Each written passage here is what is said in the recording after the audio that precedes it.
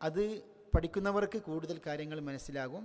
ഏതായാലും നമ്മൾ ഇപ്പോൾ ബഹുഭൂരിഭാഗം മുസ്ലിമീങ്ങളും ഈ കാലഘട്ടത്തിൽ ഓതുന്നത് ഇമാം ഹഫ്സിൻ്റെ ഓത്താണ്.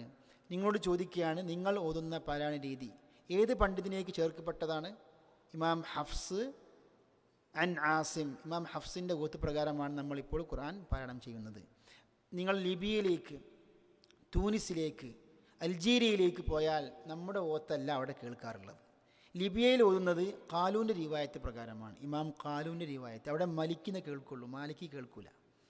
അതേപോലെ തന്നെ അൽജീരിയയിൽ പോയാൽ, മൊറോക്കോയിൽ പോയാൽ, മഗ്രിബിൽ പോയാൽ നിങ്ങൾ ഇമാം വർഷിൻ്റെ ഓത്താണ് നിങ്ങൾ കേൾക്കുക.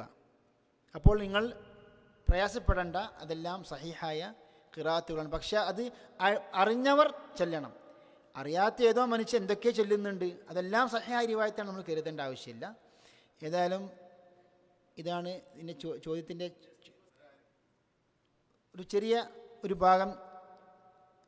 അതിൻ്റെ വ്യത്യാസം മനസ്സിലാക്കാൻ വേണ്ടി ഒന്ന് കേൾപ്പിക്കാം. അഊദു ബില്ലാഹി മിനശ് ശൈത്വാനിർ റജീം. ബിസ്മില്ലാഹിർ റഹ്മാനിർ റഹീം. വദ്ദുഹാ വല്ലൈലി ഇദാ സജാ മാ വദ്ദഅക റബ്ബുക വമാ ഖലാ വലലാഖിറതു ഖൈറുൻ ലക മിനൽ ഊലാ വലസൗഫ യുഅ്തീക റബ്ബുക ഫതർദാ. ഇമാം വർഷിൻ്റെ ഓത്ത് പ്രകാരമാണ് ഇപ്പോൾ ഈ ആയത്തുകൾ ഒതുക്കേൽപ്പിച്ചത്. ഇതിൽ ചില വ്യത്യാസങ്ങൾ നിങ്ങൾ കേട്ടു. നമ്മുടെ ഓത്ത് പ്രകാരം വദ്ദുഹ എന്നാണ്. ഇമാം വർഷിൻ്റെ ഓത്ത് പ്രകാരം അത്യാവശ്യം ചെരിവ് സംഭവിച്ചുകൊണ്ടാണ് വദ്ദുഹ എന്നാണ്. അതുപോലെ തന്നെ വലൽ ആഖിറത്തു എന്നാണ് നാം ഓതുന്നത്. ഹംസ് എന്ന അക്ഷരം വ്യക്തമാക്കി ഉച്ചരിച്ചുകൊണ്ട്.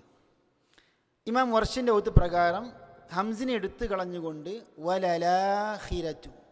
ഇമാം വർഷിൻ്റെ ഓത്ത് പ്രകാരം 2, 4, 6 വിധം നീട്ടാം ആഖിറ പോലുള്ള വാക്കുകൾ. നമ്മുടെ ഓത്ത് പ്രകാരം 2 ഹറക്കത്ത് മാത്രമേ നീട്ടാൻ പാടുള്ളൂ.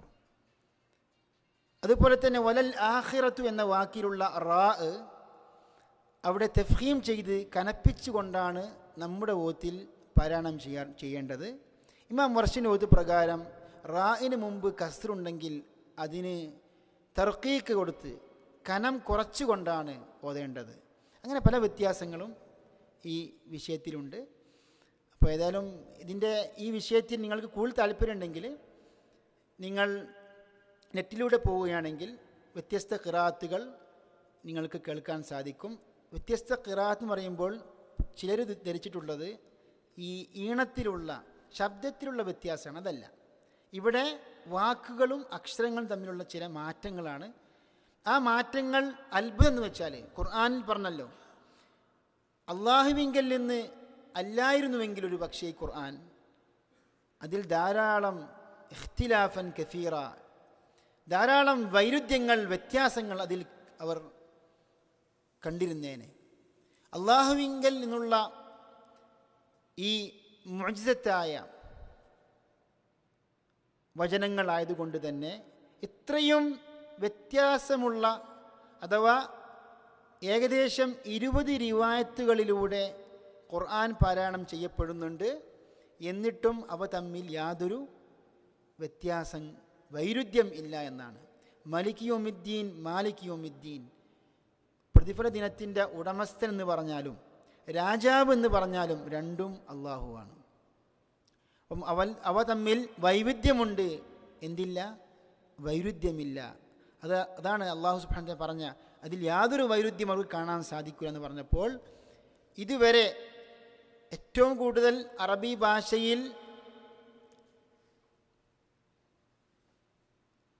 ഉയർന്ന നിലവാരമുള്ള ജനങ്ങളായിരുന്നു ഖുർആൻ അവതരിക്കപ്പെട്ട കാലഘട്ടത്തിൽ ജീവിച്ചിരുന്ന ഖുറൈശികൾ. അവർക്ക് പോലും ഒരു നിസ്സാര അബദ്ധം കാണിക്കാൻ സാധിച്ചിട്ടില്ല. എന്നിട്ടല്ലേ അറബി ഭാഷയിൽ അവഗാഹമില്ലാത്ത, നിലവാരം കുറഞ്ഞ പിൽക്കാലങ്ങളിൽ വന്ന അറബികൾക്ക് അങ്ങനെ യാതൊന്നും അവർക്ക് ചിന്തിക്കാൻ പോലും പറ്റില്ല. ഏതായാലും ഇൻഷാ അല്ലാഹ് ഇതുപോലെയുള്ള ഖുർആൻ പഠനവേദികളിൽ ഇനിയും നിങ്ങൾ പങ്കെടുക്കുക, കാര്യങ്ങൾ മനസ്സിലാക്കുക. അല്ലാഹു സുബ്ഹാനഹു വ തആല അനുഗ്രഹിക്കട്ടെ.